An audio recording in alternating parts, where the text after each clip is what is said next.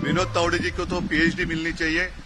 पिछले कुछ दिनों में उनकी तारीफ हो रही है कि कई कुछ राज्यों में उन्होंने सरकार गिराई, कुछ राज्यों में उन्होंने बीजेपी की सरकार बनाई। जिसमें बाकायदा सबका लेखा जोखा है, किसको कितना पैसे देना है, किसके कहां से जाना ये सारे सबूत लेकर कार्रवाई तो होनी चाहिए।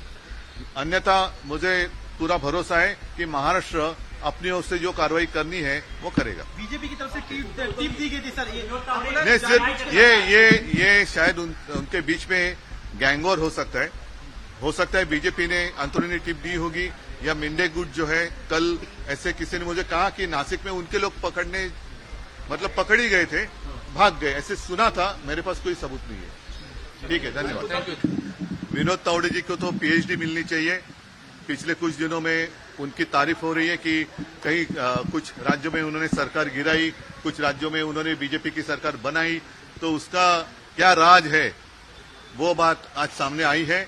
और ये बीजेपी का नोट जिहाद है।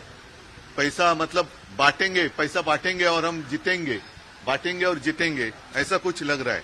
तो इसके ऊपर सख्त से सख्त कार्रवाई होनी चाहिए।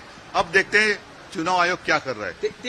सिर्फ केस डालकर भागने की कोशिश नहीं होनी चाहिए, या उनको भगाना नहीं चाहिए। कार्रवाई तो जरूर होनी चाहिए। जिसमें बाकायदा सबका लेखा जोखा है, किसको कितना पैसे देना है, किसके कहां से जाना ये है। सारे सबूत लेकर कार्रवाई तो होनी चाहिए।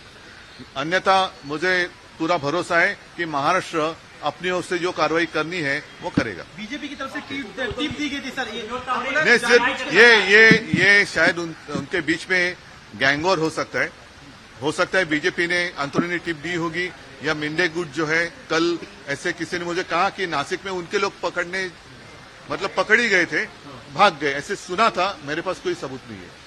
ठीक आहे, धन्यवाद। एक कोणतरी तावडे या सगळ्यांचं खंडन करतायत। नाही, आता हा शब्द खूप चांगला आहे की भाजप, मिंडे आणि अजित पवारांचा नोट जिहाद आहे का? नोट जिहाद आहे का?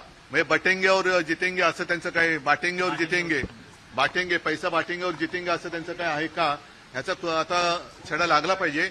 पण मी संपूर्ण महाराष्ट्राने उघड्या डोळ्याने पाहिलेलं आहे, त्याच्यामुळे महाराष्ट्रच काय तो उद्या निर्णय घेईल।